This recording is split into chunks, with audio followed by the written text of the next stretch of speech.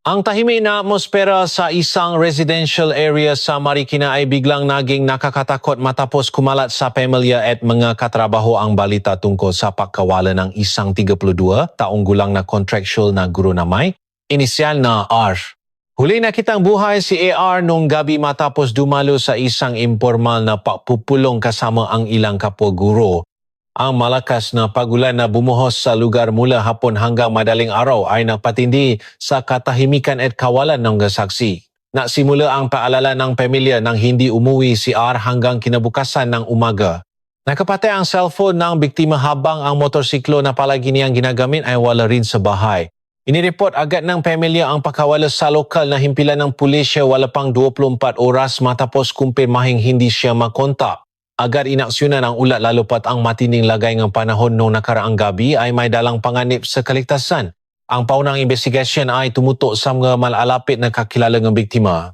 Batay sa pahayag ng ilang saksi, huli nakita si AR kasama ang isang katrabaho na isa ring contractual na guro na may initial na DS 34 taong gulang.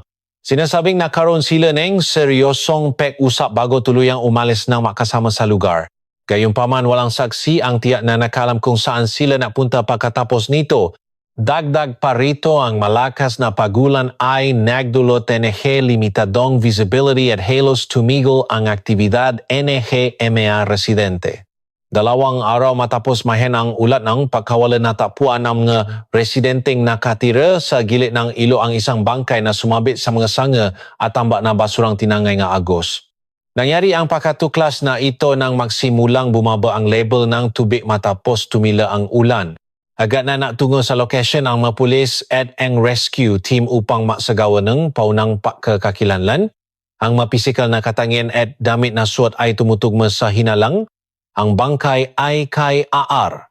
Ang resulta ng paunang pagsusuri ay napakita ng mga palatandaan ng karahasan sa katawan ng biktima. Sa kabila nito, sinabi ng pulisya na hinihintay pa rin nila ang opisyal na resulta ng autopsy upang matiyak ang tunay na ikinamatay nito. Ang lokasyon kung saan natapuan ang bangkay na ilang kilometro ang layo mula sa huling lugar na nakita, ang biktima ay nadulot ng hinalang sinadyang itinapon ang bangkay at tinangay ng agos ng ilo nung malakas ang ulan. Isang malaking pag-usat ang nangyari ng suriin ng investigador ang CCTV footage sa ilang kalsadang dinaanan ng biktima. Sa footage, makikita ang motorsiklong pinaniniwala ang pagmamayari ng biktima na dumaan nung gabi ng krimen na sinusundan ng isang sasakyang tumutugma sa pag-ari ni Diaz. Sinusuri na rin ang data mula sa ngatawa at text messages sa pagitan ng biktima at ng pinaghihinalaan upang malaman ang nilalaman ng huli nilang pag-usap. Sa ika-4 na araw ng investigasyon, ipinatawag si Diaz para kwestiyunin. Sa simula inamin niyang inihatid lamang niya ang biktima hanggang sa kanto bago sila magiwalay. Ngunit ang pahayag na ito ay nakitang hindi tugma sa mga natuklasan mula sa CCTV at digital footprint. Matapos sumailalim sa masinsinang interogasyon ng ilang oras tuluyan ng inaresto si DS para sa karagdagang investigasyon. Ang pansamantalang motibo na tinitingnan ng investigador ay nakatuon sa isang personal na issue na pinaniniwalaang matagal na nilang pinaawayan. Ilang katrabaho ang nabanggit na naging mainit ang relasyon ng dalawa dahil sa internal na competition at problema sa communication sa loob ng paaralan.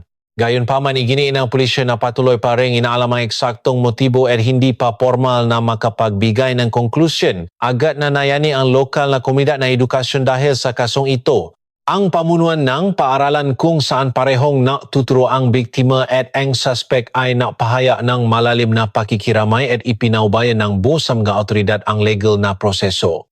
Pansamantalang sinuspinda ang klase upang bigyan ng oras ang mag-aral at maguro na pakalmahin ang kanilang sarili. Nakipag-ugnayan din ang Division Office ng Department of Education DepEd upang matiyak na mananatiling mayos ang sitwasyon. Sa kabilang banda, inihaya ng mga residenteng nakatira malapit sa lugar kung saan natagpuan ang bangkay na sila ay nagulat at nababahala. Ang ilo na bagi na ang kanilang pang-araw-araw na pamumuhay ay biglang nag-iba ng dating matapos itong maging lugar kung saan natagpuan ang biktima. Nadadak ng papapatrolya ang mga pulis at nanawagan sa publiko na manatiling kalmado at huwag mapakalat ng mga hindi kumpirmadong impormasyon. Hanggang sa kasalukuyan patuloy pa ring nangangalap ang investigado gang karadagang ebidensya kabilang ang kumpletong resulta ng autopsy at forensic examination sa mga nakumpiskang ebidensya. Itinaas na ang legal na estado ni DS bilang formal na suspek batay sa paunang case build-up. Subalit patuloy pa rin ang investigasyon upang detalyadong malaman ang sunod-sunod na pangyayari noong gabing iyon na bumubuhos ang malakas na ulan. Samantala naghihintay ng linaw ang pamilyang gay biktima sa legal na proseso sa paasang malulutas na malinaw at walang itinatago ang kasong ito. Sa likod ng malakas na agos na ilo na minsay tumangay sa bangkay ng biktima unti-unting nabubo ang bawat piraso ng pangyayari. Nabibigay itong linaw kung ano nga ba ang tunay na nangyari nung gabing walang tigil ang pagulan sa Marikina. Pumasok ang investigasyon sa mas malalim na yugto matapos makumpleto ng forensic team ang autopsy sa katawan ng biktima. Ang inisyal na resultang nakuha ay nagpapahiwatig ng mga sugat mula sa paghampas ng isang matigas na bagay sa ulo pati na rin ang palatandaan ng panlalaban sa mga braso ng biktima. Pinapalakas ng mga natuklasang ito ang hinalang sinubukan ng biktima na ipagtanggol ang kanyang sarili bago tuluyang bawian ng buhay. Ang oras ng pagkamatay ay tinatayang nangyari sa pagitan ng gabi hanggang madaling araw kasabay ng pinakamalakas na buhos ng ulan sa Marikina. Mas pinang-aralan pa ng investigador ang galaw ng biktima at ng suspect ng gabi ng insidente. Mula sa karadagang CCTV footage na nakalap, makikita na ang dalawa ay tumigil sa isang medyo liblib na lugar hindi kalayuan sa daan patungo sa pampang ng ilog. Ang lugar na iyon ay kulang sa pailaw at madalang daanan ng mga residente lalo na kapag masama ang panahon. Pinaniniwalaang ang madilim na paligid at ang ingay, malakas na ulan ang naging dahilan upang halos walang makasaksi sa nangyari sa paligid ng lokasyon. Ang pabago-bagong pahaya ng suspek ay naging sentro ng karagdagang interogasyon. Sa masinsinang pag-usi sa nabati na inamin umano ng suspek na nakaroon sila ng biglaang pagtatalo. Ang nasabing pagtatalo ay sinasabing naugat mula sa isang personal na isyong matagal ng kinikimkim. Kabilang ang hindi pagkapantay-pantay sa pagbabahagi ng oras sa pagtuturo at iba pang internal na issue sa paralan.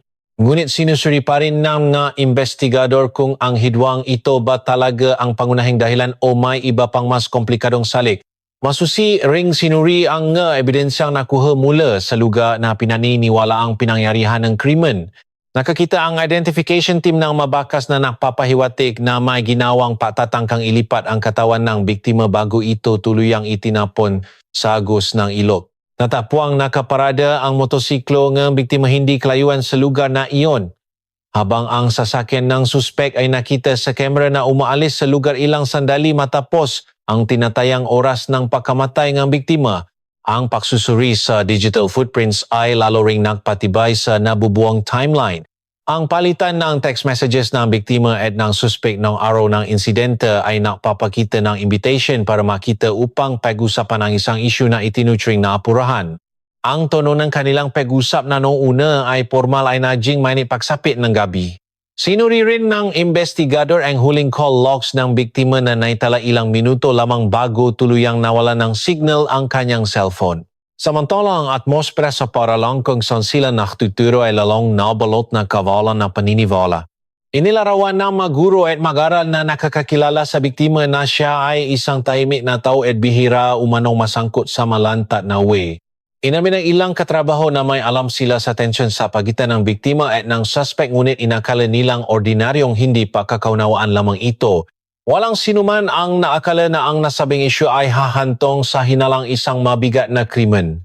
Nagsagawa internal na evaluation ang DPAT Division Office upang matiyak na walang pressure o structural na hidwaang nakaligtaan sa kanilang pagbabantay.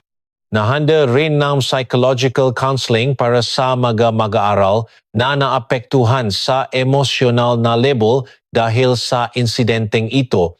Ipinahaya ng mga magulang ang kanilang paalala tungkol sa seguridad ng kapaligiran ng paralan. Sa kabila ng pagbibigay din ng kapulisan na ang insidente ay personal at hindi direktang konektado sa mga aktibidad sa paralan. Sa kabilang banda, ipinahaya ng residenteng nakatira malapit sa ilo ng malakas na agos nung gabing iyon ay talagang hindi pangkaraniwan. Ilan sa kanila ay nakarinig ng sasakyang tumigil ng medyo matagal sa lugar na malapit sa dikengunit hindi sila naginala dahil inakala nilang sumisilong lamang ang driver mula sa ulan. Ang impormasyong ito ay isa na ngayong mahalagang bahagi sa muling pagbuo ng timeline ng investigador. Opisyal nang ikinulong ang suspek para sa mas malalim na investigasyon. Binusan din ng mga investigador ang posibilidad na may elementong pinaplanuhan ang krimen premeditation bagamat hanggang sa kasalukuyan ang hinalang ito ay nasa yugto paeng pagpapatunay batay sa mga ebidensyang nakalap. Pilano ang pagsasagawa ng reenactment ng krimen matapos na patunayan ng sapa ang lahat ng ebidensya at pahaya ng saksi upang buuin ang buong pangyayari. Sa gineneng nagaganap na legal na proseso patuloy na tinututukan ng pamilya ng biktima ang bawat pagunlat sa pag-asang malalantad ang buong katotohanan ng walang itinatago. Igininom nga autoridad ang kanilang komitmen na hawakan ang kasong ito ng profesional at bukas sa publiko transparent. Samantala, unti-anting naging malinaw ang bawat detalye tungkol sa gabing ayon ng malakas na ulan na naglalarawan ng serya ng pangyayaring mabilis na naganap tahimik at nagtapos sa trahedya sa pampang ng Ilok, Marikina. Sa pagpasok na ikalawang linggo ng investigasyon, pinalawak ng pulisya ang kanilang pagsusuri sa pamamagitan ng pagpapatawa ng karagdagang saksi na nasa paligid ng lokasyon ng gabi ng insidente. Ilan sa kanila ay mga residenteng dumaan bago pa man lumakas ang ulan pati na rin nga nagtitinda na madalas sa paligid ng daan papunta sa pampang ng Ilo. Mula sa mga nakalap na salaysay na batit na talagang medyo tahimik at walang tao ang atmosfera noong gabing iyon. Dahil sa walang tigil na pagulang pinili ni karamihan sa mga residente na manatili sa loob ni bahay kaya't halos walang makitang aktibidad sa labas. Nagsagawa rin ang mga investigador inigay karagdagang pagsusuri sa crime scene kasama ang forensic laboratory team. Ang lugar na dati nalubog sa bahay muling sinorimata tapos tuluyang bumaba ang tubig sa ilog. Mula sa prosesong iyon ilang mga bagay na takpuan na pinaniniwala ang may kaugnayan sa insidente, kabilang ang mga piraso ng matigas na bagay at mga bakas na napapahiwati ng posibilidad na nagkaroon ng maikling pagbubuno. Ang lahat ng mga nakuha ay tinabi upang suring mabuti para makumpirma ang koneksyon nito sa biktima sa suspek. Ang paunang reenactment na ginawang sarado sa publiko ay nabigay ng bagong pananaw tungkol sa posibleng daloy ng mga pangyayari. Batay sa pagkakatugma-tumangang oras ng pagkamatay CCTV footage at data ng komunikasyon tinatayang mas matagal kaysa sa unang inaakala ang pagkikita ng biktima at ng suspek. Mayroong makabuluhang agwat ng oras bago nakitang umalis ang sasakyan ng suspek sa lokasyon. Ang agwat ng oras na ito ang ngayon ay nakasentro sa pagsusuri kabilang ang posibilidad ng mga pangyayaring naganap sa labas ng pangunahing lugar na natukoy na. Sa kabilang banda ang resulta ng psychological evaluation sa suspek ay sinimulan na ring isama sa cast folder. Layunin NH pagsusuring ito na matukoy ang emosyonal at mental na estado NH suspek nung manjari ang krimen. Ayon sa isang internal na mapakukunan, pinaaralan ng mga investigador kung ang ginawa ay biglang desisyon dahil sa buksong damdamin o may elementong natuturo sa planadong pagpatay. Ngunit hanggang ngayon umiwas ang pulisya na mabigay ng mas detalyadong impormasyon sa publiko bago pa man makumpleto ang lahat ng resulta ng forensic test at mga pahayag ng eksperto. Patuloy na tumitindi ang pressure mula sa publiko upang malutas ang kasong ito. Sinusubaybayan ng nga mamamayan ng Marikina ang bawat balita at opisyal na pahayag mula sa mga autoridad. Ilang kilalang tao sa komunidad at mga kinatawan ng mga organisasyong pang-edukasyon ang napahaya ng malalim na pagkabahala lalo na ang kasong ito ay kinasasangkutan ng propesyon ng pagtuturo na matagal ng iginagalang. Binidyang diin nila ang kahalagahan ng isang patas at bukas na legal na proseso upang maiwasan ang walang katapusang espekulasyon. Ang para lang kung saan nakitiro ang biktima ay enti-enti na ring bumabalik sa normal na aktibidad. Subalit ang sitwasyon ay hindi paganap na bumabalik sa dati. Ang mesa ng biktima na nanatiling mayos ang pagkakasalansan ng gamit ay nagsisilbing paalala sa kanyang katrabaho sa nangyaring insidente. Inamin ng ilang guro na nahihirapan pa rin silang tanggapin ang katotohanang umabot sa ganito kalala ang isang internal na alitan Samantala ang mga mag-aaral na nakilala ang biktima sa klase ay tumatanggap ng espesyal na paggabay upang matulungan silang maunawaan ang sitwasyon ng hindi nadudulot ng pangmatagalang trauma. Pinaghahanap din ng pulisya ang posibilidad na may mga pangunahing saksi pa na hindi pa nakikilala. Ang paghahanap ay ginawa sa pamamagitan ng pamamahagi ng panawagan sa publiko na baka may nakakita o nakarinig ng anumang bagay nung gabi ng insidente na agad na mag-report. Tiniyak na mga autoridad na ang bawat impormasyon gaano man kaliit ay susuring mabuti. Ang hakbang na ito ay hinawa upang matiyak na walang detalyeng makakalahtan sa hulang pakbuhan ng timeline. Sa gitna ng prosesong ito, kumalat ang iba't ibang espekulasyon sa social media na sinusubukang iugnay ang kasong ito sa ibang nga isyong labas naman sa mga katotohanan ng investigasyon. Pinaalalahanan ng pulisya ang publiko na huwag magpakalat ng mga hindi kumpirmadong impormasyon at biniyang diin na lahat ng opisyal na update ay ibibigay lamang sa pamamagitan ng press conference. Ang hakbang na ito ay isinagawa upang mapanatili ang kaayusan at maiwasan ang paglitaw ng mga maling hinuha na maaring makagambala sa proseso ng batas. Sa gitna ng umusad na legal na proseso, patuloy na inaantabayan na ng pamilya ng biktima ang bawat kaganapan na may pag-asang lilitaw ang buong katotohanan ng walang itinatago. Iginiit na mga otoridad ang kanilang pangako na pamamahalaan ang kaso ng professional at bukas sa publiko. Samantala, ang bawat detalye ang gabing iyon na maulan ay unti-unting luminaw, inilalarawan ang serye ang nga pangyayaring mabilis na naganap tahimik at nagtapos sa trahedya sa Pampangang, Ilok, Marikina. Sa papasok ng ikalawang linggo ng investigation, pinalawa ng pulisya ang kanilang pagsusuri sa pamamagitan ng papapatawa ng mga karadagang saksi na nasa paligid ng lokasyon noong gabi ng insidente. Ilan sa kanila ay mga residenteng dumaan bago pa man lumakas ang ulan, pati na rin mga nagtitinda na madalas sa paligid ng daan papunta sa Pampang ng Ilok. Mula sa mga nakalap na salisay na bati na talagang medyo tahimik at walang tao ang atmosfera nung gabing iyon. Dahil sa walang tigil na pagulan, pinili na karamihan sa mga residente na manatili sa loob ng bahay kaya't halos walang makitang aktibidad sa labas. Nagsagawa rin ang mga investigado and karagdagang pagsusuri sa crime scene kasama ang forensic laboratory team. Ang lugar na dati nalubog sa baha ay muling sinuri matapos tuluyang bumaba ang tubig sa ilog. Mula sa prosesong iyon, ilang mabagay ang natapuan na pinaniniwala ang may kaunayan sa insidente, kabilang ang mga piraso ng matigas na bagay at mga bakas na nagpapahiwatig ng posibilidad na nagkaroon ng maikling pagbubuno.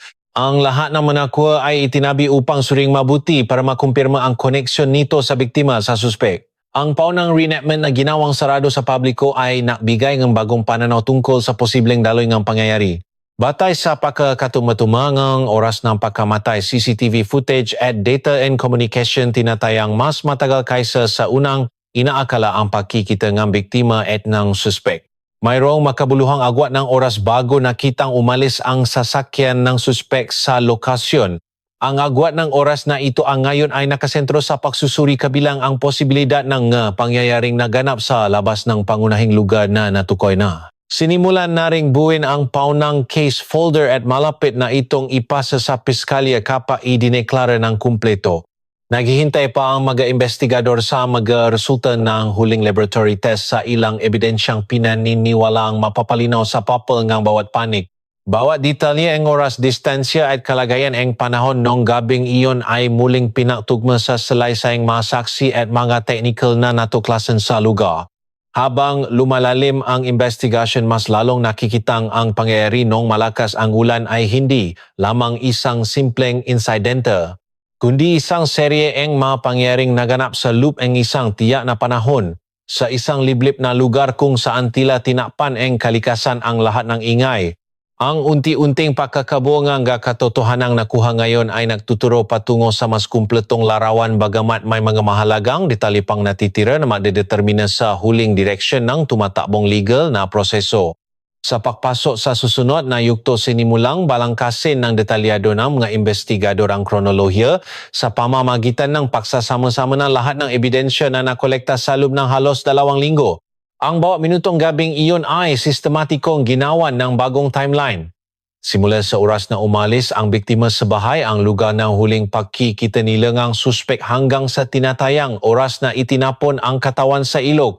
Ang pagmamapang ito ay hindi lamang dumedepende sa makuhang CCTV kundi pati na rin sa paanalisa ng mga cell signal na napapakita ng pababago ng lokasyon ng cellphone ng biktima at ng suspek sa nasabing oras.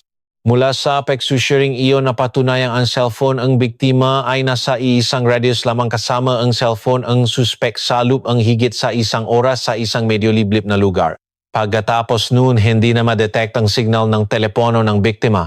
Samantala, aktibo pa rin ang cellphone ng suspek ay kitang lumalayo sa location patungo sa sentro ng lungsod. Pinagtibayan getos na ito ang hinalang naganap ang pangunahing insidente sa lugar na iyon bago inilipat ang katawan ng biktima. Inimbestigahan din ng pulisya ang posibilidad na may tangkang pagtatago ng ebidensya.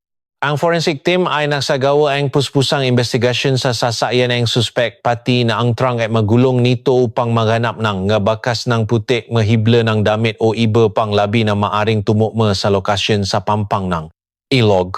May ilang sample ng nakuha at ipinadala sa laboratorio para ito masauri ng lupa at mga materyales sa paligid ng crime scene. Ang resulta ay hindi pa ibinubunya ngunit sinasabing ito ay isa sa mamahalagang susibilang ebidensya. Samantala, opisyal nang inihahanda ang reenactment na kasama ang suspek at ilang mga saksi. Ipapakita ng prosesong ito muli ang insidente ayon sa mapahaya na naibigay na sa sinumpang salaysay affidavit. Inihaya ng mga awtoridad na gagawin ang reenactment para subukin kung tugma ang paamin ng suspek sa mga aktual na natuklasan sa crime scene. Kung may makikitang malaking pagkakaiba ito ay magiging karagdagang basihan ng evaluation para sa pagbungang case folder. Sa gitna ng palalim na legal na proseso, patuloy na sinasabayan ng pamilya ng biktima ang bawat hakbang sa tulong ng kanilang abogado. Ipinahaya nila ang paasa na sanay may lanta ng buo ang katotohanan na walang itinatago. Ang moral na suporta mula sa nakapaligid na komunidad ay patuloy ring dumarating sa pamamagitan ng sama-samang pagdarasal o kaya ipagpapahaya ng pakikiisa mula sa komunidad ng edukasyon. Ang insidenteng ito ay hindi lamang nakiwan ng labis na pagdadalamhati ngunit natulak din ng pagmumuni-muni tungkol sa kahalagahan ng mayos na pagresolba sa mga problema sa trabaho. Nagbigay rin ng espesyal na atensyon ang lokal na pamahalaan sa pamamagitan ng kani-kanilang ahensya. Isinagawa ang isang internal na evaluation para suriin muli ang mekanismo and communication at pamamaraan kung paano nilulutas ang hindi pagkakaunawaan sa mga kontraksyon na guro. Ang hakbang na ito ay ginawa bilang pasimulang paingat para hindi na maulit ang ganitong insidente. Gayunpaman binigyang diin ga awtoridad na ang prosesong kriminal ay patuloy na umuusad ng nakapag-isa alinsunod sa umiiral na batas. Ang bigat, nege emosyon ay ramdam din, nege mege katrabaho, nege suspek. Ilan sa kanila ang aminadong nagulat sa takbong kasong ito dahil ang pang-araw-araw na asal ng suspek ay tila normal at walang pinapakitang malalang senyales ng lantat na pakikipa-away. Subalit napaalala ang pulisya na mga personal na hidwan ay madalas lumalaki ng pasekreto at hindi palaging nakikita sa ibabaw. Ang nabubunya na katotohanan ay unti-unting binubuksan ang isa pang anggulo ng kanilang relasyon na noon ay hindi gaanong alam ng publiko. Hanggang ngayon naghihinte pa ang mga investigador ng isang huling resulta ng laboratorio na inaasahang magpapalinaw sa direktang koneksyon ng suspek at ng lugar kung saan itinapon ang katawan. Ang nasabing resulta ay inaasahang magiging mahalagang bahagi sa papasang ng kaso sa antas ng pag-usik prosecution. Samantala ang suspek ay nananatiling nakakulong ay patuloy na isinasailalim sa interogasyon upang makumpleto ang lahat ng kinakailangang impormasyon. Ang serye mga pangyayari na naumpisa sa isang maikling pagkikita sa gitna ng malakas na ulan noong gabing iyon ay lumalatungo sa isang napakahabang proseso kang batas kung saan unti-anting nabubunyag ang napakaraming detalye. Ang bawat bagong ebidensya ay nagdadagdag sa mas malalim na pag-unawa tungkol sa kung ano talaga ang nangyari noong gabing iyon. Sa kalagitnaan ng malakas na ulan sa isang tahimik na lugar at sa pagitan ng mga oras na dateri walang nakakaalam patuloy, ang proseso ng papapalabas ng katotohanan at tinitya ng autoridad na ang lahat ng ebidensya ay nasuri at nailata ng maingat bago tuluyang tumuloy ang kaso sa susunod na habang. Ang susunod na yugto ng pahawa sa kasong ito ay pumasok na sa isang napakahalagang yugto matapos tanggapin ng mga investigador ang hinihintay nilang resulta mula sa forensic laboratory. Mula sa pagsusuri sa mga sampol ng lupa at putik na nakuha sa ilalim ng sasakyan ng suspek, nakitaan ng pagkakapareho sa komposisyon ng materyales na nasa putik ng pampang ng ilok kung saan natapuan ang katawan ng biktima. Ang pagtuklas na ito ay inaasahang lalo pang magpapatibay sa hinalang ang sasakyan ay nasa nasabing lokasyon noong gabing mangyari ang krimen. Gayunpaman ipinagdiinan ng awtoridad na kailangan pang pag-aralan ang pagtutugmang ito kasama ang iba pang nga ebidensya upang bumungang isang matibay na construction ng batas. Bukod pa rito, ang resulta ng pagsusuri sa hibla ng tala na nakita sa loob ng sasakyan ay may pagkakatulad rin sa damit na suot ng biktima ng ito'y matapuan. Nagsagawa ang pagtutugma ang forensic team gamit ang microscopic methods at chemical tests upang masiguro ang pagkakatugma ng estruktura ng gahibla ng tela. Sinabi nga mga investigador na ang mga siyentipikong ebidensyang katulad nito ay napakahalaga dahil kaya nitong pag-ugnayin ang lokasyon ng biktima at ang suspek sa isang tuloy-tuloy at teknikal na timeline. Ang opisyal na reenactment ay tuluyan ng isinagawa na may maipit na seguridad at nilimitahan ang paglapit ng publiko. Sa bawat eksenang isinagawa, ipinakita ng suspek ang dalagang pangyayari ayon sa naitala niyang pahaya sa sinumpaang salaysay. Ngunit sa ilang bahagi pinahinto nga investigador ang proseso para humingi nga paglilinaw dahil sa mga pagkakaiba sa agwat ng oras at pwesto na hindi lubos na tumutugma sa resulta ng digital forensics. Ang pagkakaibang ito ay muling naging sentro ng pagsusuri upang matiyak na walang detalye ang pinalampas o pinadali. Sa kabilang banda, sinimulan ng Public Prosecutor Piskal ang paunang pakikipag-ugnayan sa mga investigador para suring kung kumpleto ng case folder. Tutukoy ng prosesong ito kung natutugunan ba nga dokumento ang mga formal at material na kinakailangan bago formal na isampa ang kaso sa hukuman. Sinabi ng mga otoridad na ang pag-iingat ay prioridad para makasigurong may proseso ng wasto ang kasong ito na naging malaking atensyon ng publiko upang walang maging butas ang batas pagdating ng araw. Samantala, ang epektong palipunan ng insidenteng ito ay matindi pa ring nararamdaman ng buong komunidad. Aminado ang mga residenteng nakatira malapit sa crime scene na iba na ang pakiramdam tuwing gabi kumpara sa dati. Ang ilang magkalsada na dati kulang sa pailaw ay nabigyan na ng pansin ng lokal na pamahalaan para mapabuti ang kanilang lighting system. Ginawa ito bilang bahagi ng habang na mapanatili ang seguridad at maiwasan ang maposibleng krimen sa parehong lugar. Sa hanay ng edukasyon, lalong naging madalas ang internal na pag-usap tungkol sa conflict management. Pinangunahan ng paaralan kasama ng DepEd ang isang open communication forum para sa mga guro para isulong ang maayos at nakakabuting solution sa mga issue. Nagsisilbing paalala ang insidenteng ito na kapag hindi na pamahalaan ng maayos ang isang personal na problema, maaari itong lumaki sa isang mas seryosong sitwasyon.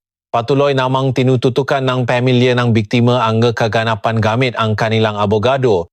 Hiniling nila na maging bukas at ayon sa batas ang takbo ng proseso. Sa kabilang banda, pinili ng pamilya ng suspect na hindi magbigay ng pahayag sa media at buong ipinabaya sa kanilang abogado ang proseso ng pagtatanggol. Hanggang ngayon ay pinagsasama-sama ng pulisya ang pinal na dokumento ng kaso sa pamamagitan ng pag-ugnay ng lahat ng nakalap na impormasyon mula sa autopsy, digital analysis, pag-examine sa sasakyan ng salaysay ng testigo at sa reenactment. Bawat preso ng katotohanan ay itinutugma para buuin ang makakasunod na kwento nga nangyari noong maulang gabing iyon. Kinakailangan dito ang labis na pag-ingat dahil ba detalye ng oras, position at interaction ay isang napakahalagang aspeto na tutukoy sa kahinaan ng kaso. Sa gitna nga atensyon ng publiko na hindi pa rin humuhupat tiniyak ng mga otoridad na patuloy na ikot ang batas ayon sa tamang pamamaraan. Ang mga katotohanang naisiwalat hanggang ngayon ay unti-unting nakabuangang isang komprehensibong patingin sa pagkakasunod-sunod naman nangyari isang pakikita na naumpisa sa away madilim na paligid dulot ng masamang. Panahon na tang pagdaloy ng ilog na nagdalang malaking epekto para sa marami. Ang pag-asikaso sa kasong ito ay pumasok na sa huling yugto ng investigasyon kung saan ang susunod na desisyon ay maghihintay sa prosesong administratibo sa hudikatura na kasalukuyan pang inaayos. Ang susunod na yugto ngang pahawa sa kasong ito ay pumasok na sa isang napakahalagang yugto matapos tanggapin ng mga investigador ang hinihintay nilang resulta mula sa forensic laboratory. Mula sa pagsusuri sa mga sampol ng lupa ay putik na nakuha sa ilalim ng sasakyan ng suspek. May nakitang pagkakapareho sa composition ng materials na nasa puti ng pampang ng ilok kung saan natakpuan ang katawan ng biktima. Ang pagtuklas na ito ay pinaniniwala ang lalo pang napapatibay sa hinalang ang sasakyan ay nasa nasabing lokasyon noong gabing mangyari ang insidente. Gayunpaman ipinaidinan ng autoridad na kailangan pang pag-aralan ang pagtutumang ito kasama ang iba pang nga ebidensya upang bumuo ng isang matibay na construction ng batas. Bukod pa rito ang resulta ng pagsusuri sa hibla ng tela na nakita sa loob ng sasakyan ay may pagkakatulat rin sa damit na suot ng biktima nang ito'y matapwan. Nagsagawa nga ang pagtutugma ang forensic team gamit ang microscopic methods at chemical tests upang masiguro ang pagkakatugma ngang estruktura ngang mahibla ngang tela. Sinabi ng mega investigador na ang mega scientificong ebidensyang katulad nito ay napakahalaga dahil kaya nitong pagugnayin ang lokasyon ang biktima at ang suspek sa isang tuloy-tuloy at technical na timeline. Ang opisyal na reenactment ay tuluyan ng isinagawa na may mahigpit na seguridad at nilimitahan ang paglapit ng publiko. Sa bawat eksenang isinagawa ipinakita ng suspek ang daloy ng mga pangyayari ayon sa naitala niyang pahayag sa sinumpaang salaysay. Ngunit sa ilang bagi pinahinto ang mga investigador ang proseso para humingi ang paglilinaw dahil sa mga pagkakaiba sa agwat ang oras at pwesto na hindi lubos na tumutugma sa resulta ang digital forensics. Ang pagkakaibang ito ay muling naging sentro ng pagsusuri upang matiyak na walang detalye ang pinalampas o pinadali. Sa kabilang banda sinimulan ng public prosecutor piskal ang paunang pakikipag-ugnayan sa mga investigador para suriin kung kumpleto na ang case folder. Tutukuyin na ang prosesong ito kung natutugunan ba ang dokumento ang formal at material na kinakailangan bago formal na isampa ang kaso sa hukuman. Sinabi nga mga autoridad na ang paingat ay prioridad para makasiguro may proseso ng wasto ang kasong ito na naging malaking atensyon ng publiko upang walang maging butas ang batas pagdating ng araw. Ang huling bahagi ng investigasyon ay nagbigay linaw sa direksyon ng kaso matapos makumpleto ng pulisyang mga dokumento na naglalaman ng mas detalyado at ayon sa pagkakasunod-sunod na kwento ng pangyayari.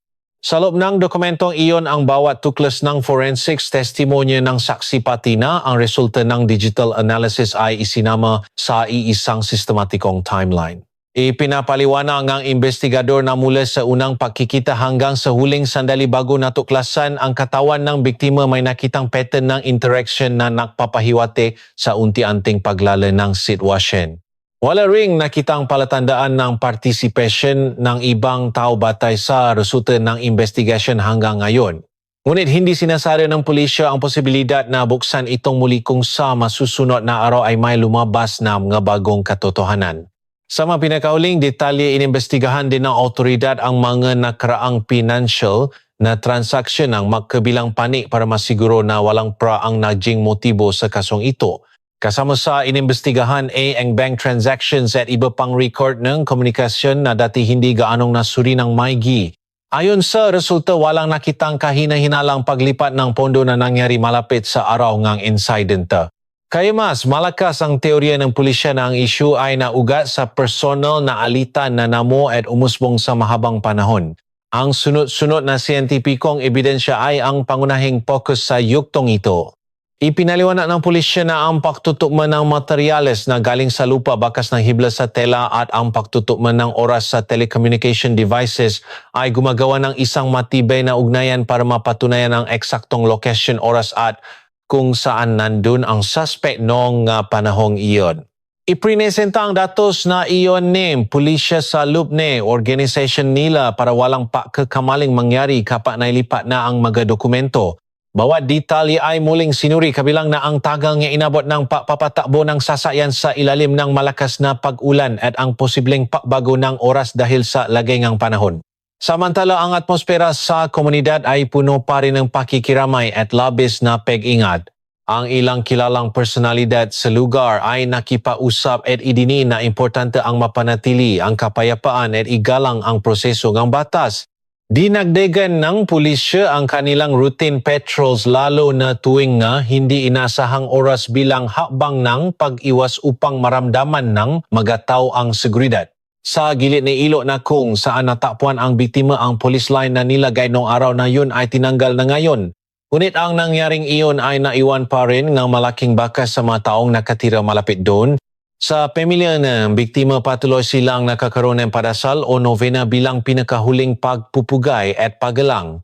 Nasimula na rin gumawa ang makatrabaho ng biktima ng gawaing panlipunan sa pangalan ng namatay bilang simbolong kanilang pagkakaisa at memorya para sa dedikasyon nito bilang isang guro. Ang ganitong makaganapan ay naging mitsa para ipaalala sa lahat ang malaking impak ng isang simpleng personal na awi sa pangaraw-araw nating buhay. Sa kabilang banda, patuloy ang mga abogado ng suspek na maghanda ng strategiya para depensahan ang kanilang kliyente sa pamamagitan ng pagre-review sa lahat ng dokumento sa kaso. Pina-highlight nila ang ilang impormasyon na sa tingin nila ay kailangang dumaan pa sa maayos na eksaminasyon sa mga paparating na pagdinig. Medyo daan na ang susunod na proseso ng batas para suriin ng bukas sa mahurado ang bawat ebidensya at testigo. Tuluyan nang nailipat ang unang serye ng kaso sa piskalya dahil malinis na sa administrative level ang buong detalye ng dokumento. Ayon sa autoridad, mapupunta na kaagad ito sa yugto ng prosecution at hudyat ito na malapit ng matapos ang proseso ng investigasyon para ipasa na sa husgado. Ngayon hinihintay na lamang ng publiko ang araw ng trial pagdini para malaman nila kung ano ang mangyayari sa susunod na yugto sa paggawa ng kasong ito. Ang insidente na naganap noong gabing malakas ang buhos ng ulan ay dumating na sa bagong yugto ng hudikatura. Ang sunod-sunod na mga ebidensya na hindi makadugtong noong una ay binuo bilang isang legal na naratibo na maksusuri dito sa mismong loob ng husgado. Sa kabilang malakas na agos na tubig mula sa ilog na nadala sa katawan ng biktima, mabilis ang usat ng batas tungo sa huling desisyon kung saan binabantayan ng maigi maraming tao sa Marikina at mga karati lugar. Formal nang nagsimula ang yugto ng prosecution matapos matanggap ng piskalya ang palilipat ng suspect at mga ebidensya mula sa mga investigador. Ang madokumento no kaso na dating binuo ng detalyado ay nasa kamay ng gayonong public prosecutor para muling suring bago iharap sa paglilitis.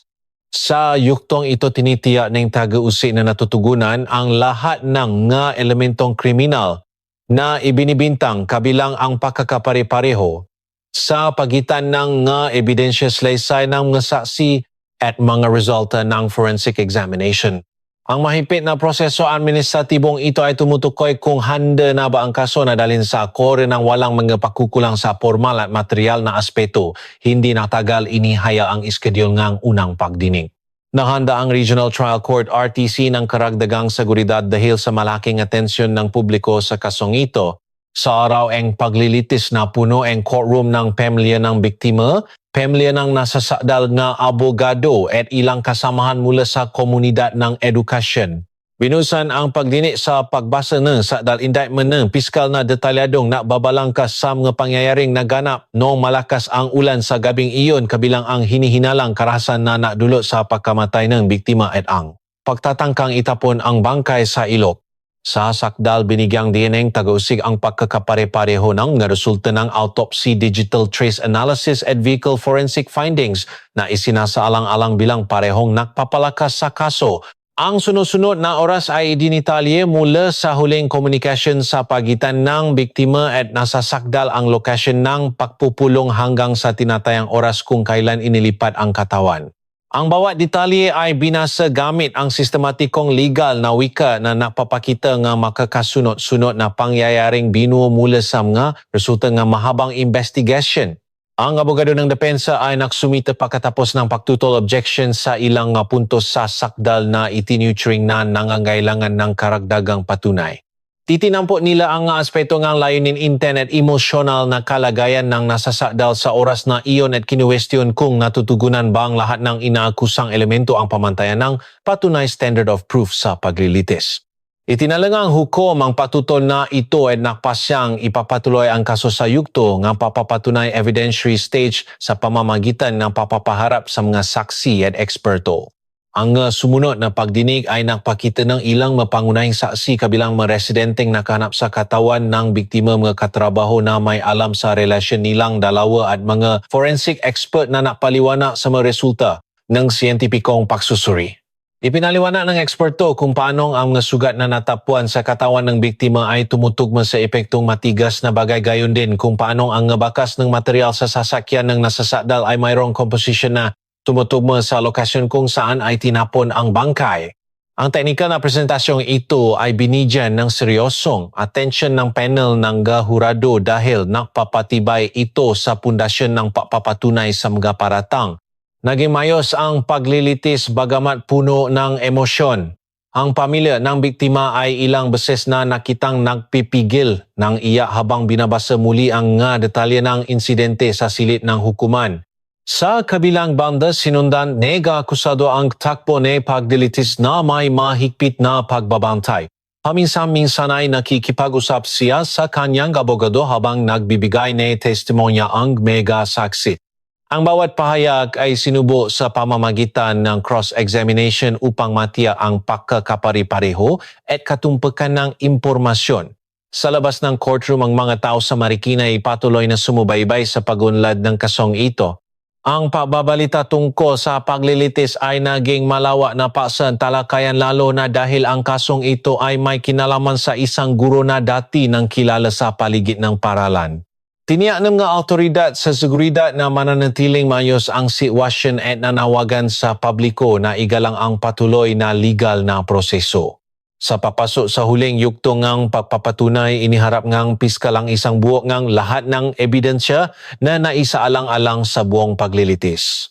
Muli nilang pinagtibay ang kaugnayan sa pagitan ng nasasagdal at pinangyarihan ng krimen batay sa siyentipikong ebidensya at kronolohiya ng oras na sinubo sa pamamagitan ng mga salaysay ng mga saksi at eksperto. Samantala, inihanda ng abogado ng depensa ang huling depensa nito sa pamamagitan ng pag-highlight ng aspeto na sa tingin nila ay nag-iwan pa rin ng puwang para sa interpretation. Ang kasong nagsimula sa isang report ng nawawalang tao sa isang maulan na gabi ay nakarating na ngayon sa stage ng paghuhusga sa korte. Ang sunod-sunod na mga katotohanan na inihaya sa panahon ng investigasyon at paglilitis ay nabuo sa komprehensibong larawan ng isang alitan na lumala na humantong sa isang trahedya. Magpapatuloy ang paglilitis kasama ang agenda ng pag-usik prosecution demands at panghuling depensa final defense bago ipasa ng mga hurado ang sentensya batay sa lahat ng katotohanang nasubo na sa harap ng batas. Pumasok na sa staging pakbasa nga hinihiling ng prosecution ang agenda ng paglilitis. Matapos ang lahat ng mga saksi at mga eksperto ay nabigay ng kanilang testimonya, tumayo ang piskal at binasa ang serye nga legal na argumento na isinama batay sa mga katotohanang nasubo sa courtroom. Sa kanyang mga kahilingan, muling idinetalye ng piskal ang buong kwento ng nangyari noong gabing iyon ang may pagpapahalaga sa serye ng mapakilos na itinuturing na nakatugon sa mga elementong kriminal gaya ng isinasaad sa indictment. Ang bawat piraso ngang ebidensya mula sa mga resulta ng autopsy, forensic analysis ng sasakyan hanggang sa digital na bakas ng communication ay inayos at pinaksama sa isang argumento na itinuturing na nagpapalakas sa bawat isa. Hindi nagtagal inihayag ang schedule ng unang pagdinig. Naghanda ang Regional Trial Court RTC ng karagdagang seguridad dahil sa malaking atensyon ng publiko sa kasong ito. Sa araw ngang paglilitis na puno ang courtroom ng pamilya ng biktima, pamilya ng nasasakdal nga abogado at ilang kasamahan mula sa komunidad ng edukasyon. Binusa ng pagdinig sa pagbasa ng sakdalang piskal na detalyadong nababalangkas sa mga pangyayaring naganap noong malakas ang ulan sa gabing iyon. Kabilang ang hinihinalang karahasan na nakdulot sa pagkamatay ng biktima at ang pagtatangkang itapon ang bangkay sa ilo. Sa sagdal binigyang diin ng taga-usik ang pagkakapare-pareho ng resulta ng autopsy, digital trace analysis at vehicle forensic findings na isinasaalang-alang bilang parehong nagpapalakas sa kaso. Ang sunod-sunod na oras ay idinetalye mula sa huling communication sa pagitan ng biktima ay nasasakdal ang lokasyon ng pagpupulong hanggang sa tinatayang oras kung kailan inilipat ang katawan. Ang bawat detalye ay binasa gamit ang sistematikong legal na wika na napapakita ng makakasunod-sunod na pangyayaring binuo mula sa mga resulta ng mahabang investigation. Ang abogado ng depensa ay nagsumita pagkatapos ng patutol sa ilang punto sa sakdal na itinuturing na nangangailangan ng karagdagang patunay. Itinampok nila ang mga aspeto ng layunin at emosyonal na kalagayan ng nasa sakdal sa oras na iyon at kinuwestiyon kung natutugunan ba ay ng lahat ng inaakusang elemento ang pamantayan ng patunay sa paglilitis. Itinala ng hukom ang pagtutol na ito at nagpasyang ipapatuloy ang kaso sa yugto ng papapatunay sa pamamagitan ng papapaharap sa mga saksi at eksperto.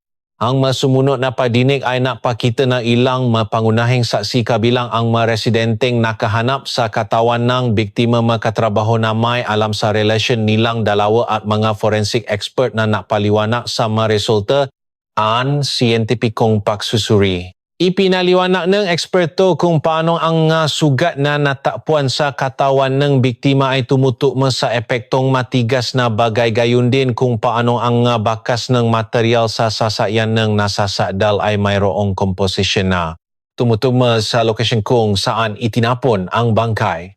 Ang technical na presentasyong ito ay biniyan ng seryosong atensyon ng panel ng mga hurado dahil nakpapatibay ito sa pundasyon ng pagpapatunay sa mga paratang. Naging maayos ang paglilitis bagamat puno ang emosyon. Ang pamilyang biktima ay ilang beses na nakitang nakpipigil ng iyak habang binabasa muli ang detalye ng insidente sa silid ng hukuman. Sa kabilang banda, sinundan nag-aakusado ang takbo na paglilitis na may mahigpit na pagbabantay paminsan-minsan ay nakikipag-usap siya sa kanyang abogado habang nagbibigay na testimonya ang mga saksi.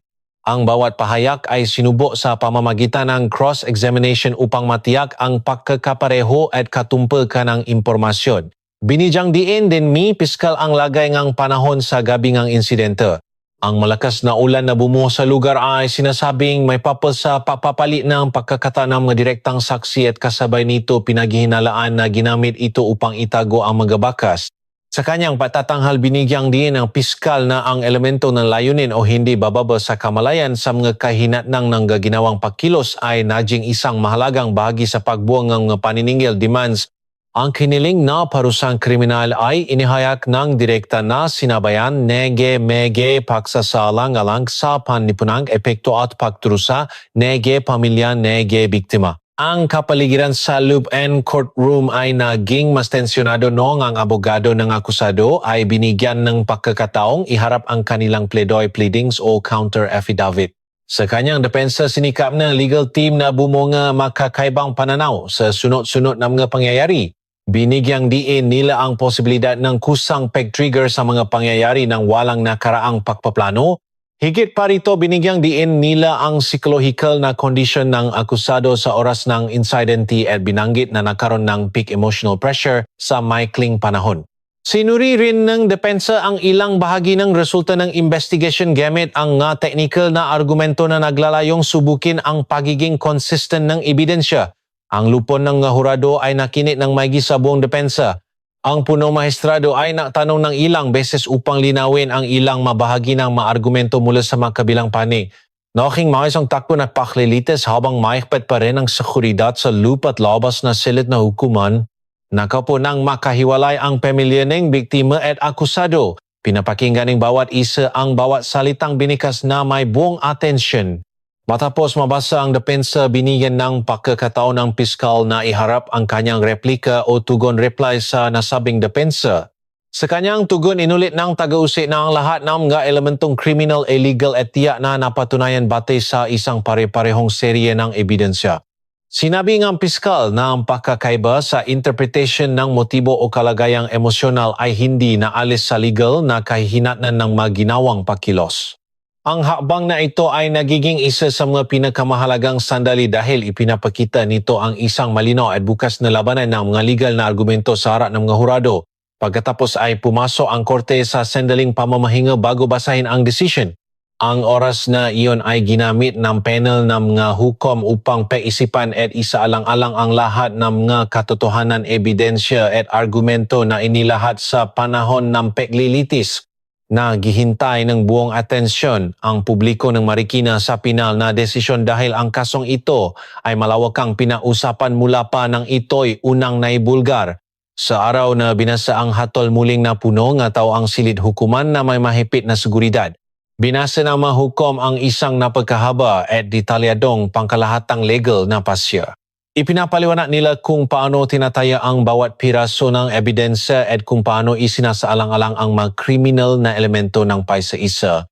Ang pagtatasa sa pagkakapare-pareho nga pahaya ng saksi ang bisa ng forensic na ebidensya pati na rin ang pagkakatugma ng kronolohiya ng oras ay ang mapangunahing bagi sa desisyong iyon. Nang sa wakas ay nabasa na ang sentensya tumahimik ang buong courtroom. Inihayag ng hukom ang hatol batay sa mga katotohanang nabunya sa paglilitis at sa mga paniniwalang nabuo mula sa buong seri ng pagpapatunay. Iba't iba ang reaksyon ng dalawang kampo. Ang pamilyang ng biktima ay nakinig ng may pag-asa habang ang akusado ay nakatayo na nakikinig ng may tensyonadong ekspresyon. Sa pagbasa ng hatol, opisyal na naabot ng unang antas ng legal na proseso ang huling yugto nito. Gayunpaman sa pangkalahatan karapatan pa rin ng parehong pani na tukuyin ang susunod na legal na hakbang alinsunod sa mga naangkop na tuntunin pa apela. Ang kasong nasimula sa isang gabing bumubuhos ang malakas na ulan sa Pampangang Ilok ay dumaan na ngayon sa lahat ng yugtungang paglilitis na naiwan ng mahabang bakas sa alala ng komunidad ng Marikina at naiwan ng mahalagang record sa tagapagpatupad ng lokal na batas. Matapos basahin ang hatol, nagbigay ng oras ang hukom sa akusado at sa kanyang abogado na ideklara ang kanilang desisyon ukol sa sentensya. Sa kapaligiran sa silid ng hukuman na puno pa rin ng tensyon ay dineklara ng nasa sakdal sa pamamagitan ng kanyang abogado na gagamitin nila ang kanilang karapatang umapela. Ang pahaya na ito ay agad na naitala sa transcript ng paglilitis bilang isang marka na ang kasong ito ay hindi paganap na natatapos sa unang pagkakataon. Ang paghahain ng apela-appeal ay opisyal na inirehistro sa Court of Appeal CA. Sa kanilang Memory of Appeal, binidyang diin muli nga pangkat ng depensa ang ilang mga puntong naunang tinalakay sa pledoy kabilang ang pagtatasa sa elemento ng sinasadya at interpretation ng hanay ng circumstantial na ebidensya. Hiniling nila sa mahukom sa antas na appellate na suriin ang pangkalatang legal na pasyapati na rin ang pagtatasa ng ebidensya na ginamit bilang batayan ng hatol. Sa kabilang banda, nagsampa rin ng counter memory of appeal ang public prosecutor na naglalaman ng reaffirmation ng kanilang nakarang legal na argumento. Isinasalang-alang ng piskal na ang desisyon ng First Instance Court ay mayos na isinaalang-alang ang lahat ng katotohanan na batay sa objektibo at alinsunod sa criminal procedural law. Ipinakikita ng prosesong ito kung paano binibigyan ng sistema ng hustisya ang parehong panit ng puwang na muling suriin ang desisyon sa pamamagitan ng lehitimong mekanismo. Habang naghihintay sa tagdang petsa ng apele, hindi pa rin tuluyang nawawala ang atensyon ng publiko sa usaping ito. Patuloy na sinusubaybayan ng mga lokal na media ang bawat administratibong paunlat na nagaganap. Samantala patuloy na binabantayan ng mamamayan ng Marikina ang pinakabagong balita mula sa legal na proseso. Sinisiguro ng security forces na nananatiling ligtas at malayo sa gulo ang sitwasyon lalo na sa paligid ng paaralan kung saan nagtuturo ang biktima at ang akusado upang maiwasan ang tensyon sa lipunan. Sa sektor ng edukasyon, ang matagal na refleksyon ay patuloy na nangyayari. Ang kinaukulang ahensya ng DepEd ay nagsagawa ng serye ng mga training sa conflict management at internal na communication bilang isang hakbang na pangiwas. Ang mabukas na talakayan patungkol sa welfare ng mga honorarium, contractual na group pressure sa trabaho at mekanismo ng paglutas ng alitan ay sinimulang isagawa sa mas sistematikong paraan. Ang kaganapang ito ay naging sandali para sa komprehensibong pagtatas ng dinamika ng relasyon sa pagtatrabaho sa kapaligiran ng edukasyon. Samantala, sinusubukan ng pamilya ng biktima na ipagpatuloy ang buhay sa suporta ng komunidad na nakapaligid sa kanila. Ilang magkapalipunang inisyatiba na naunang sinimulan bilang simbolo ng pagkakaisaang nabuo na ngayon sa isang regular na aktibidad na nagdadala ng pangalan ng yumaong guro bilang simbolo ng dedikasyon sa mundo ng edukasyon. Ang aktibidad na ito ay hindi lamang nadyang isang paraan ng paggunita kundi pagpapalakas din sa pagsasama ng lipunan na nayanik ng pangyaring iyon. Ang proseso sa Court of Appeals ay nagsimula sa wakas sa pag-aral ngang sa adal na hindi na ipapatawa pa ang lahat ng saksi maliban kung kinakailangan. Ang panel of judges para sa appeal ay nakreposa sa lahat ng dokumento na kausa kabilang ang malalakal na opinyon sa nakarang sentensya. Ang bawat punto ng patutol ay pinaaralan para matiyak na walang pagkakamali sa pagpapataw ng batas o pagkakamali sa pagtimbang ng ebidensya. Ang desisyon sa apela ay binasa sa isang bukas na pagdinig. Ang nasabing pasya ay nagiging karugtong ng napakahabang proseso na nagaganap simula pa nung unang iniulat ang pagkawalan ng tao. Anuman ang maging desisyon, ang bahaging ito ay nagpapatunay na ang kaso ay dumaan na sa isang multi-layered mechanism sa sistema ng hustisya. Matapos ang pasya and apela, ang kaso ay pumapasok na sa isang final juridical phase maliban lamang kung isa sa mapanig ay pipiliin na maksagawa ng hindi pangkaraniwang legal na habang batay sa provision na umiiral sa batas. Ang hanay nga proseso mula sa investigasyon hanggang sa level ng pag-apela ay inilalarawan ang mahabang paglalakbay ng isang kaso na nagsimula sa ilalim ng malakas na ulan at nagtapos sa pamamagitan ng pagdinig sa mga ebidensya sa korte. Sa marikina bumabalik sa normal at tabo ang buhay mataw. Ang ilo kung saan nakita ang katawan ay patuloy na dumadaloy tulad ng dati. Ngunit ang pangyayari ay laging ipinapaalala sa komunidad na ang hindi makasundong nga bagay ay laging may masamang resulta. Ang mga prosesong legal ay isa sa naging daan para matupad ang pantay na hustisya para mapabalik ang mapayapa at tahimik na buhay sa gitna ng lipunan. Pagkatapos ng proseso sa Court of Appeals, bumabaling na ang atensyon ng tao mula sa nangyaring pagdinig papunta sa kung paano at kailan i-apply ang pinal na decision. Nakipagtulungan na ang piskalya para may patupad ang parusa sa pamamagitan ng administratibong regulasyon. Kalakip sa prosesong ito ay ang paglipat ng nahatulan tungo sa Kulungan City Jail, bilibid at ay record ng formal ito sa sistema ng kriminal na hustisya. Ang bawat yugto ay ini-apply sa mga mahihigpit na provision para mapatunayan na walang magiging problemang idudulot. Sa kabilang banda, najing sentro rin ang issue ang najing pahaya ang pamilya, ang biktima ng sila ay mabigay ang kanilang pahaya sa media. Sinabi nilang ang buong legal na proseso ay nabigyan ng sapat na katarungan at naiyos na bagamat hindi daw sapat ang magiging resulta para palitan ang hinakpis at galit na naramdaman nila nung unang beses itong nangyari.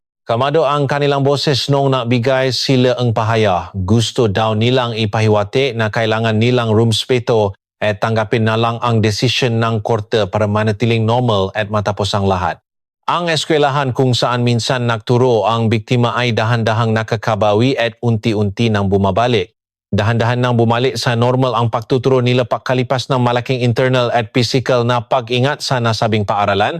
In-evaluate ng principal kasama ng samahan ng mga guro ang bagong sistema kung paano ayusin ang communication kasama ang supervision na maiwasan ang pwedeng pamulan na makakasunod na pagtatalo. Ginagawa rin nila ang programa sa Paco Council ng Guro at Mag-aral bilang panandalian na preventibong tugon upang maiwasan ulit ito. Kasama na rin sa atensyon ng publiko ay ang pagbisita sa partikular na lugar kung nasaan natagpuan mismo ang katawan ng biktima para maksiyasat. Dahil dito, idinagda na nila bilang tulong at aksyon ang ilaw mula sa kalipati rin ang mas pinaging CCTV ngang nasabing lugar.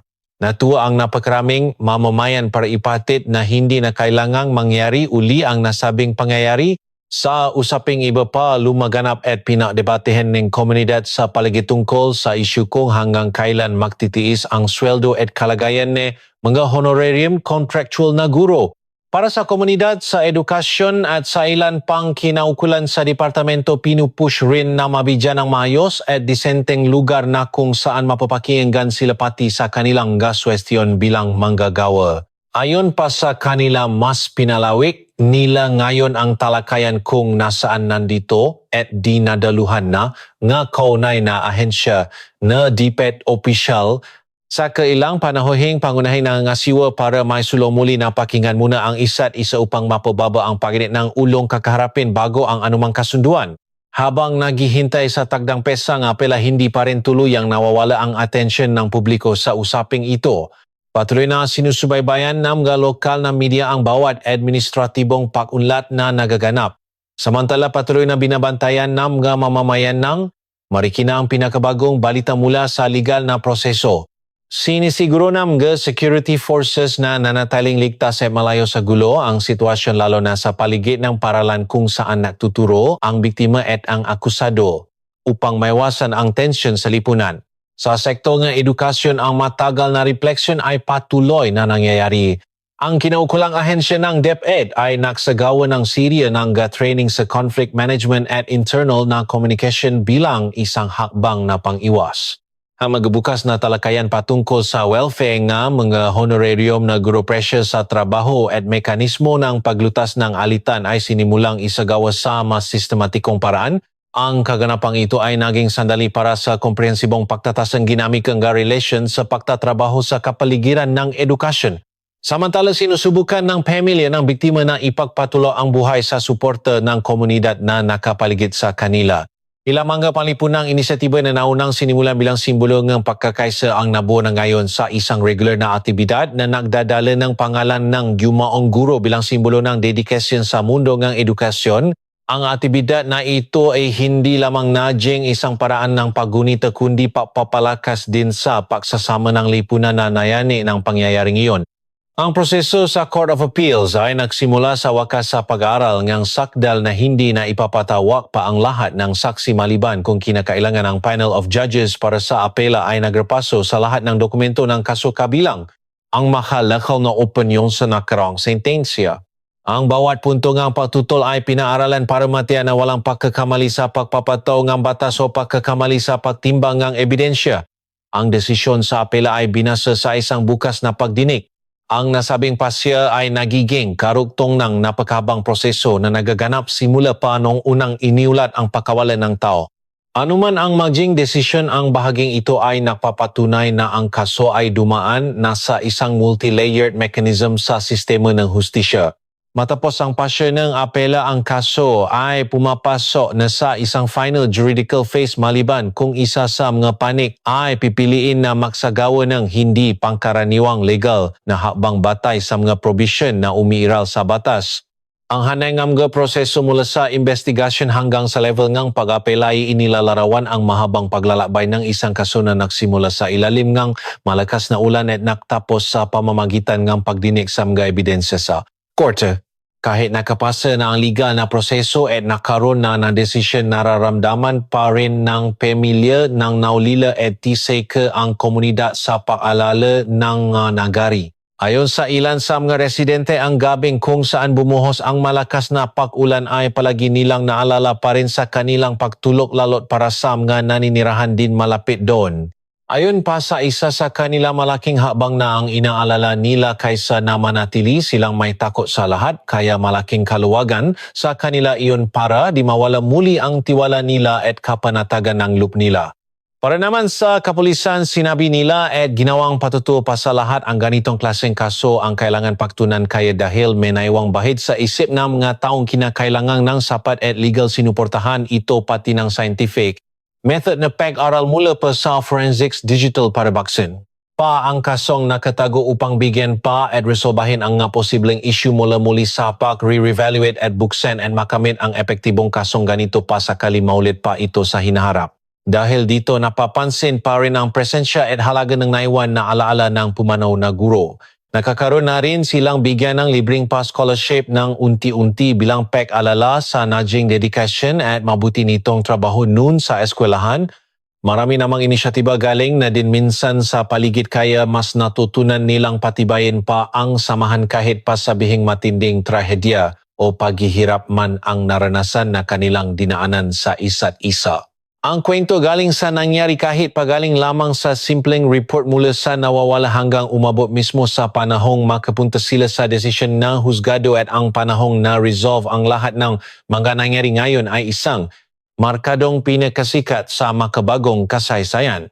Ginamit at kinilalangang Marikina bilang patunay at reason upang makaroon at bumuo sila at makapagbigay leksyon ukol sa pamamaraan ng pagiging mabuti muli.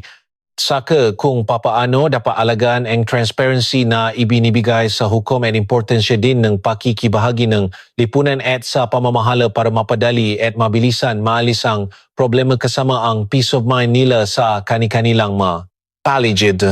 Ilang buwan matapos may deklara na ang lahat ng prosesong legal ay tapos na, ang social dynamics sa Marikina ay napakita ng unti-unti ngunit tunay na mga pagbabago. Ang pangyayaring dati gumimbal sa kapayapaan ng lungsod ay madalas na ngayong tinatalakay sa konteksto ng pag-aral at pinaksamang pagsusuri joint evaluation. Na daw sa pamahalaang lokal at ang tagapagpatupad ng batas kam mga public discussion forums na dinaluhan ng mga akademiko, mga pinuno ng komunidad at mga legal practitioner upang talakayin ang kahalagahan ng maagang pagtukoy sa interpersonal na salungatan sa trabaho. Ang forum na ito ay hindi partikular na tinalakay ang detalye ng kaso kundi binibigyang diin kung paanong ang hindi na-resolvang communication ay maaring humantong sa isang nakamamatay na sitwasyon.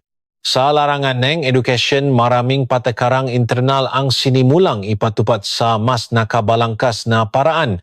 Natata ang mapaaralan ng ma-interpartner mediation teams na may tungkuling tumanggap at tumulong na lutasin ang may hindi pagkakaunawaan ng mga tagapagturo.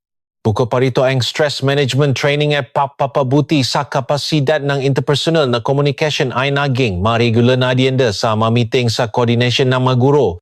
Pinalakas din ng DepEd ang ma-internal na sistema MPEC ulat upang ang bawat posibleng alitan ay matukoy ng maaga at mapangasiwaan sa pamamagitan ng naangkop na mekanismo. Nakararanas din ng pagbabago sa aktibidad ang matao nakatira sa pampang ng ilok kung saan natakpuan ang katawan ng biktima. Ang mas magandang pailaw sa kalye at ang presensya ng makaradagang security camera ay nagbibigay ng karadagang pakiramdam ng seguridad para sa mga residenteng dumadaan sa gabi. Ang ilang mga lokal na komunidad ay bumuo pa nga naka-schedule na grupo nga mapapatrolya sa gabi ronda barangay Tanod bilang isang uri nga aktibong pakikilaho sa papapanatilingang seguridad sa kapitbahayan. Ang presensya ng mga residente ng halinghinan sa mga vulnerable punto ay itinuturing na may kakayahang palakasin ang pakikisa habang pinipigilan ang mga potential na kaguluhan sa seguridad. Sa kabilang banda na jing paksamuling talakayan sa regional lantas ang atensyon sa kapakanan ng mga honorarium contractual na manggagawa. Hinihimo ng ilan ang pagpapataas and transparency sa pagbabahabahagi ng mga oras and trabaho, pagsusuri sa performance pati na rin sa mas patas na sistema ng insentibo. Ang talakayang ito ay hindi mahihiwalay sa pagmuni-muni sa nangyaring kaso. Kahit paligal ng tapos ang kaso, ang pagsisikap na ito ay tinitingnan bilang isang pangmatagalang hakbang sa pag-ingat upang ang panloob na dinamika sa trabaho ay manatiling malusog at kontrolado. Ang pamilya ng biktima ay unti-unting namumuhay ng bagong buhay na may mas mayos na routine. Ang suporta mula sa komunidad ng education at mga residente ay tumutulong sa madalas na hindi madaling proseso ng pagpapagaling. Ang ilang mga panlipunang aktibidad na sinimulan sa pangalan ng pumanaw na guro ay naging magataunang programa na kinasasangkutan ng mga mag-aral at guro. Sumasalamin ito sa diwang pagkakaisa na ipinanganak mula sa mahihirap na panahon.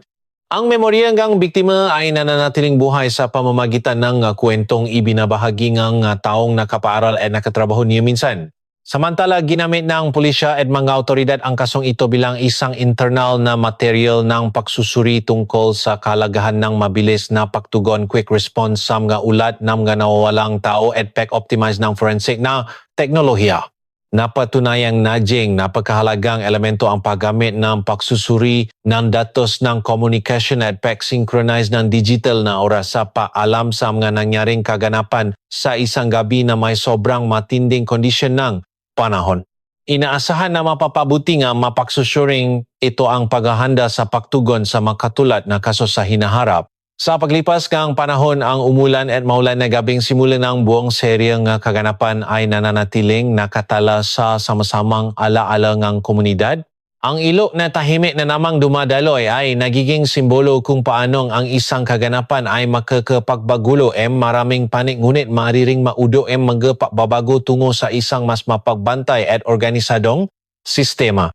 Ipinagpapatuloy na ngayon ng Marikina ang nga aktibidad nito ng may bagong paunawa sa kahalagahan ng communication pangangasiwa at panlipunang pangangalaga. Ang mahabang paglalakbay mula sa ulat ng nawawalang tao tungo sa desisyon ng korte mula sa spotlight ng publiko tungo sa makakasamang pagninilay ay nakabuo ng sarili nitong kabanata sa buhay ng lungsod na ito. Para parehong may baong aral mula sa nasabing pangyayari ang publiko, pulisya at mga institusyong pang-edukasyon. Papapatibay na ang legal na katarungan ay kasabay ng pagsisikap sa panlipunang pagbangon social recovery na nangangailangan ng panahon at makakasamang dedikasyon. Sa paglipas ng panahon, ang mga kaganapang gumimbal minsan sa Marikina ay unti-unting nawi sa mas malalim na pinaksamang pagsusuri at pagninilay-nilay. Sa ilang mapampublikong forum ng lungsod, nasimulang talakayin ng pinuno ng komunidad ang kahalagahan ng paabot ng isang kultura ng bukas na komunikasyon sa bawat linya ng buhay kabilang sa trabaho, edukasyon at mga pamayanan. Ang kaso naging sentro nun ng malawakang atensyon ay hindi na lamang nakikita bilang isang simpleng trahedyang kriminal kundi isang paalala ang pagiging marupok nga interpersonal na relation kapag hindi naayos ng mabuti ang alitan. Lumitaw ang isang bagong kamalayan sa mga guro tungkol sa kahalagahan ng emosyonal na suporta at mga ligtas na espasyo para sa dialogo. Nagsimulang makipagtulungan ang ilang paaralan sa mga psychological consultant para magbigay ng regular na training sa emosyonal na pamamahala at pag-resolve sa hindi pagkakaunawaan. Ang mga contractual at honorarium na guro na dating bihirang makatanggap ng special na attention ay sinimulan na ngayong isama sa maregula na forum sa pagsusuri upang matiyak na maririnig ang kanilang boses sa pag-awa ng mga internal na desisyon. Ang pagbabagong ito ay nangyayari ng paunti-unti ngunit nagpapakita ng dedikasyon para mayos ang sistema mula sa loob. Pinalalawak din ng lokal na pamahalaan ang programa sa kalitasan sa kapaligiran na batay sa pakikilaho ng mga residente. Bilang karagdagan sa papapabuti ng infrastruktura ng pag-ilaw at mga security camera, pinalalakas din ang socialization sa kamalayan patungkol sa mga emergency sa pamamagitan ng mga pagpupulong sa barangay at purok. Hinihikayat ang mga residente na iulat kaagad ang mga kahinahinalang aktibidad ng walang anumang pag-alinlangan. Ang pamamaraang ito ay naglalayong bumuo ang synergy sa pagitan komunidad at mga autoridad upang ang anumang potensyal na kaguluhan sa seguridad ay maagapan. Sa larangan ng edukasyon, maraming patakarang internal ang sinimulang ipatupad sa mas nakabalangkas na paraan. Natatak ang maparalan ng mga internal mediation teams na may tungkuling tumanggap at tumulong na lutasin ang hindi pagkakaunawaan ng mga tagapagturo. Bukod pa rito ang stress management training at pagpapabuti sa kapasidad ng interpersonal na komunikasyon ay naging regular na adyenda sa meeting sa koordinasyon ng guro. Pinalakas din ng DepEd ang mga internal na sistema ng paggulat upang ang bawat posibleng alitan ay matukoy ng maaga at mapangasiwaan sa pamamagitan ng naangkop na mekanismo. Nakararanas din ng mapababago sa aktibidad ang matao nakatira sa pampang ng ilok kung saan natapuan ang katawan ng biktima. Ang mas magandang palaw sa kali at ang presensya ng magkaragdagang security camera ay nagbibigay ng karagdagang pakiramdam ng seguridad para sa mga residenteng dumadaan sa gabi. Ang ilang lokal na komunidad ay bumupa nga naka-schedule na grupo nga makapatrolya sa gabi bilang isang uri nga aktibong pakikilaho sa pagpapanatilingang seguridad sa kapitbahayan. Ang presensya ng mga residente ng halinan sa mga vulnerableng punto ay itinutring na may kakayahang palakasin ang pakikisa habang pinipigilan ang potensyal na kaguluhan sa seguridad. Sa kabilang banda naging pagsamuling ng talakayan sa regional na antas ang atensyon sa kapakanan ng mga honorarium na manggagawa. Hinihimo nga ang ilan ang pagpapataas ng transparency sa pagbabaha-bahagi ng mga oras ng trabaho pagsusuri sa performance pati na rin sa mas patas na sistema ng insentibo. Ang talakayang ito ay hindi mahihiwalay sa pakmuni-muni sa nangyaring kaso. Kahit paligal nang tapos ang kaso, ang pagsisikap na ito ay tinitingnan bilang isang pangmatagalang hagbang sa pag-ingat upang ang panloob na dinamika sa trabaho ay manatiling malusok at kontrolado. Ang pamilya ng biktima ay unti-unting namumuhay ng bagong buhay na may mas mayos na routine. Ang suporta mula sa komunidad ng education at mga residente ay tumutulong sa madalas na hindi madaling proseso ng papapagaling. Ang ilang mapanlipunang aktibidad na sinimulan sa pangalan ng pumanaw na guro ay naging mataw ng programa na kinasasangkutan ng mamaaral at guro. Sumasalamin ito sa diwang pagkakaisa na ipinanganak mula sa mahihirap na panahon. Ang memorya ng biktima ay nananatiling buhay sa pamamagitan ng kwentong ibinabahagi ng taong nakapaaral at nakatrabaho niya minsan. Samantala ginamit ng pulisya at mga otoridad ang kasong ito bilang isang internal na material ng pagsusuri tungkol sa kahalagahan ng mabilis na pagtugon sa mga ulat ng mga nawawalang tao at pag-optimize ng forensic na teknolohiya.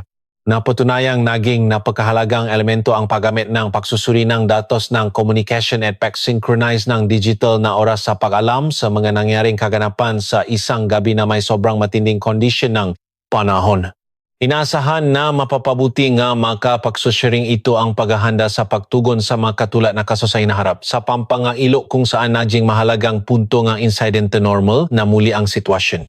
Makikita ang mga bata na naglalaro sa paligid ng naayos na lugar habang ang mga residente ay nakpapatuloy sa kanilang pang-araw-araw na aktibidad. Ngunit para sa ilang tao, nag-iingat pa rin ang lugar na yun ng mga alala tungkol sa maulang gabi na nakpabago sa maraming bagay. Ang alalang ito ay hindi na tinatalakay na may tono ng pagkatakot kundi may kasamang pagkaunawa na ang bawat pangyayari ay mayroong mahabang panlipunang epekto. Para sa mga napapatupad ng batas ang karanasan sa pahawa sa kasong ito ay napapatibay sa kahalagahan ng collaboration ng lahat ng sangay. Ang koordinasyon sa pagitan ng mga investigador, ang forensic team, ang digital experts at ang fiscal ay itinuring na susi na bumukatkat sa kaganapang halos walang nakasaksi dahil sa matinding panahon. Ang internal na evaluation ay naglabas din ng mga rekomendasyon para bumilis ang pagtugon sa mga emergency calls, kabilang na ang mas makabagong teknolohiya sa pagtatrack ng impormasyon na naging critical para sa system integration. Naging muli namang matatag ang takbong buhay ng pamilya ng biktima. Ang natatanggap na suporta mula sa komunidad at sektor ng edukasyon ang naging pinakamalagang aspeto ng paghilom.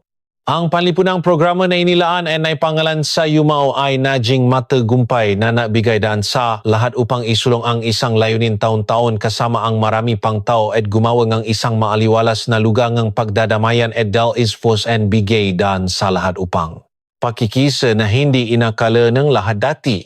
Sa nakakabasak pusong pinagdaanan ng lahat doon ang ipinakitang lakas at pagdadamayan ng karamihan na patuloy sa paglalim na higit pang napatata na walang maiwanan sa oras ng sakuna. Sa pangkalahatang perspektibo, dahan-dahang naging mulat ng mga leksyon sa buhay ng mga nakatira sa lungsod na Marikina ang pinagdaanang hirap nila mula na nasimulang kumala ito bilang ebidensya ng pagkamulat at pagtanda na naging lakas sa pagbuulit at mas naiging pagiging alerto. Bukas na isipan ukol sa alitan ng bawat profesional at ang kalmadong pakikipag-usap bilang bahagi sa isang komunidad para malis ang mainitang ulo. Ang pagbabahagi sa tamang gawi para masugpo sa pinakaugat at pinakakaunawaang leksyon upang malusutan ito ay siyang naging isang karaniwang bukang bibig sa bawat usapang lumalapit sa katulad na istorya ng nangyari. Kahit lumipas na nang hindi napapansin ang trahedya, ito mismo ang siyang naiwan ng matalas na leksyon kung bakit may mga oras para sa mas makabuluhang pag-intindi. Dahil sa trahedyang naganap, ang bawat tao mula sa hukuman papuntang eskwelahan at komunidad na maging sa paligid at mismong ilog rin ay may sapat na puwersa para isulong ang pagkakaroon at ipaalam sa lahat ang pagkakaroon ng responsibilidad bilang taong may matinding galit na kailangang i-manage ng mas matalino. Patuloy na dumadaloy ang kwento at naging kolektibong gabay nito galing na rin mismo sa naranasang hirap na galing doon sa umulan ng gabing nabuo ng residente sa Marikina.